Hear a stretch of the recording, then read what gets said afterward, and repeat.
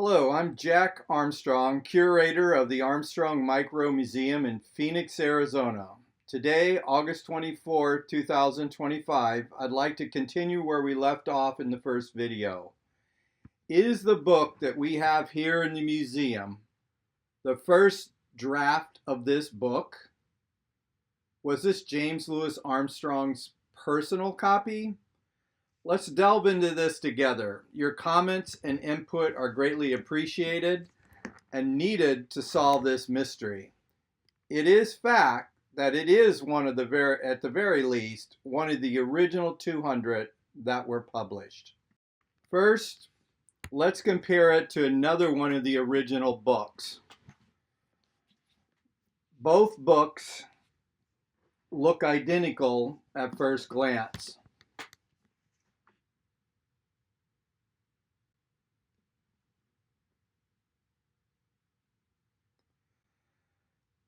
This book here is what we're going to refer to as book 51. This one we're going to refer to as the first draft. But in this book, you can see it has a notation in pencil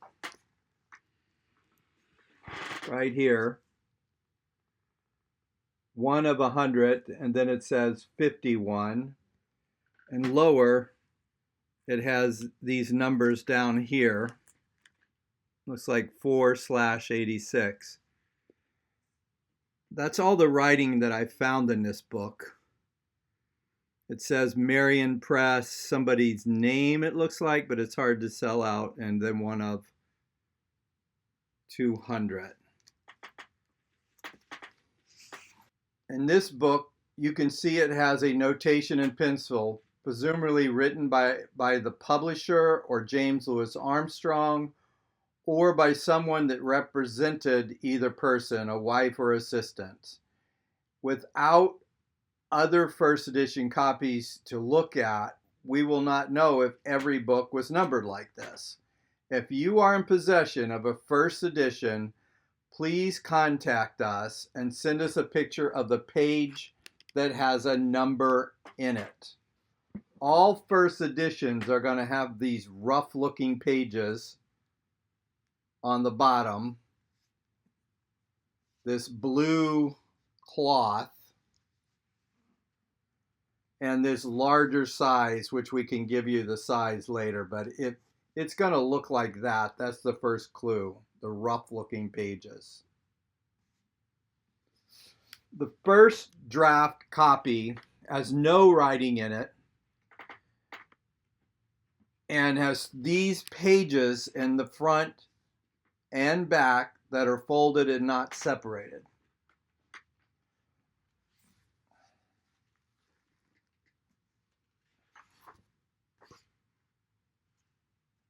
Right here, see if you can see that. At the top, the pages together, it's not separated. In book 51, it is. And you would think in any published book, it's also the same in the back. There's a page that's put together like that. It would stand to reason that this would not be the case in the 200 published, because this is not normal in a published book, but may be acceptable in a draft copy for the author's approval. You may not be able to see this in a video, but the boards in both books are used boards with prints on them, as if they were made from some box with advertisement on them. Old Berkshire Mills 1900 is on the backboard of the first draft. Each book has unique boards. I believe if you were the author of the book and were given a draft copy to approve, you probably would not write anything in it. Once you got the original 200, you may sign a copy for a friend, or if you received a copy, you would probably write your name or other notes in the book. This first draft has no writing at all.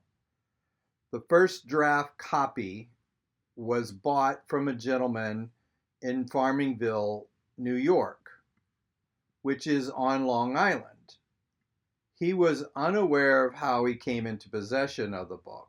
Perhaps he got it from a local auction, he said. The book was published on Long Island, and James Lewis Armstrong lived on Long Island. The book number 51 was purchased by the Armstrong Micro Museum from a bookstore in Baltimore, Maryland. Now let's examine the contents that were left in between the pages of the first draft book. The first notes are from the Tirwini records. These are records that are in the book that talk about the Armstrongs that migrated to County Fermanagh. We will need to have known handwriting from James Lewis Armstrong to determine if these are indeed his notes. If they are, then that would be further evidence that this was not only his book, but the draft copy. This second paper was a continuation of the first notes. It's referencing John Armstrong Sr., General John, and John Armstrong Jr., his son. According to a descendant of James Lewis Armstrong, General John was related to him and his great-grandfather, James Lewis Armstrong. The third article in the first draft is a newspaper clipping of Davison Armstrong of Frostburg, Maryland. It would make sense that Armstrongs were mailing James Lewis Armstrong information about their family member that they would hope would be included in the book. Davison Armstrong is not in the book, so maybe it was sent too late to be included. There is no indication that Davison is related to anyone on Long Island. The fourth article in the book was handwritten notes on both sides of the paper that seemed to be notes that were written while reading the book to track a family tree. It would make sense that this was done by a family member of James Lewis Armstrong who was trying to make sense of their own family tree. They probably had the book passed down to them. The fifth article is another handwritten note that references page 318 in the Chronicles. This page and those that follow are about the burial place of the descendants of John of Gilnockie that settled in Brooksboro County, Fermanagh. Again, these are descendants of James Lewis Armstrong. The sixth article in the first draft book are more handwritten notes. Again, these notes are focusing on the Armstrongs of Brooksboro. They are written in ink, which is probably written by a descendant of James Lewis Armstrong as well, perhaps at a later date.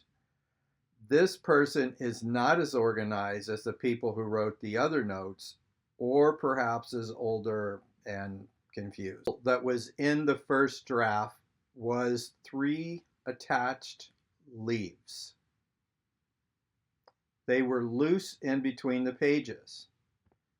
Using Google search, they appear to be from the water locust tree from southeastern USA. Why were they in the book? Maybe it is not a water locust tree after all. If it was from Scotland or Northern Ireland, that would be great evidence. My conclusion to this mystery on this book is that there still is not enough evidence to determine without a doubt that it is indeed the first draft of the Chronicles. If it can be determined that the first note mentioned above is indeed James Lewis Armstrong's handwriting, then we would come to that conclusion. A version 3 of this video may be years in the making. Hopefully, someone out there has the answers to some of these questions. Again, if you have a copy of the first edition of this book, please reach out to us. This is Jack Armstrong signing off from the Armstrong Micro Museum in Phoenix, Arizona.